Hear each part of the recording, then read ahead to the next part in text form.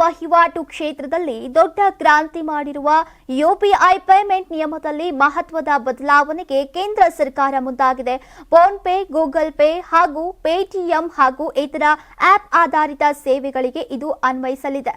ನೂತನ ನಿಯಮಗಳಲ್ಲಿ ಸಾಕಷ್ಟು ಪರಿಣಾಮಕಾರಿಯಾಗಿ ಬದಲಾವಣೆಗಳಾಗಲಿವೆ. ಆಪ್ ಆಧಾರಿತ ಸೇವೆಗಳಲ್ಲಿ ಇಷ್ಟು ದಿನ ಬ್ಯಾಲೆನ್ಸ್ ಚೆಕ್ ಮಾಡೋಕೆ ಯಾವುದೇ ಮಿತಿ ಇರಲಿಲ್ಲ.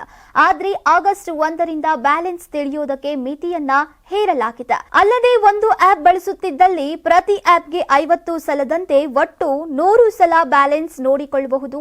ಇನ್ನು ಮೊಬೈಲ್ ಸಂಖ್ಯೆಗೆ ಲಿಂಕ್ ಆಗಿರುವ ಬ್ಯಾಂಕ್ ಖಾತೆಗಳನ್ನ ದಿನಕ್ಕೆ 25 ಬಾರಿ ಚೆಕ್ ಮಾಡಿಕೊಳ್ಳಬಹುದಾಗಿದೆ. ಭಾರತದಲ್ಲಿ 6 ಬಿಲಿಯನ್ಗಿಂತಲೂ ಹೆಚ್ಚು ವಹಿವಾಟನ್ನ ಮಾಡುವಂತಹ ಯುಪಿಐ ಬಳಕೆದಾರರಿದ್ದಾರೆ. ಏಪ್ರಿಲ್ ಮತ್ತು ಮೇ ತಿಂಗಳುಗಳಲ್ಲಿ ಯುಪಿಐ ಕುರಿತು ಸಾಕಷ್ಟು ದೂರುಗಳು ಬಂದಿದ್ವು. ಅದರಲ್ಲಿ ಹೆಚ್ಚಿನದು ಪ್ರತಿ ಸಲವೂ ಕೆಲ ನಿಮಿಷಗಳಿಗೊಮ್ಮೆ ಬ್ಯಾಲೆನ್ಸ್ ಪರಿಶೀಲಿಸುವುದು ಅಥವಾ ಪಾವತಿಯ ಸ್ಥಿತಿಯನ್ನ ಹಲವು ಬಾರಿ ರಿಫ್ರೆಶ್ ಮಾಡುವುದು ಮುಂತಾದವುಗಳಿಂದ ಸಮಸ್ಯೆ ಎದುರಾಗ್ತಿದೆ ಅಂತ ಹೇಳಲಾಗಿತ್ತು. ಹಾಗಾಗಿ ಒಂದು ಮಿತಿಯನ್ನ ನಿಗದಿಪಡಿಸಲಾಗಿದೆ. ಈ ಬಗ್ಗೆ ಮಾಹಿತಿ ನೀಡಿರುವಂತಹ ಆರ್ಬಿಐ ಗವರ್ನರ್ ಸಂಜಯ್ ಮೆಲ್ಹೋತ್ರಾ, ಏಕೀಕೃತ ಪಾವತಿ ಇಂಟರ್ಫೇಸ್ ಯುಪಿಐ ಮೂಲಕ ಸಂಪೂರ್ಣವಾಗಿ ಉಚಿತ ಡಿಜಿಟಲ್ ವಹಿವಾಟುಗಳ ಯುಗ ಶೀಘ್ರದಲ್ಲೇ ಕೊನೆಗೊಳ್ಳಬಹುದು ಅಂತ ಸುಳಿವನ್ನ ನೀಡಿದ್ದಾರೆ.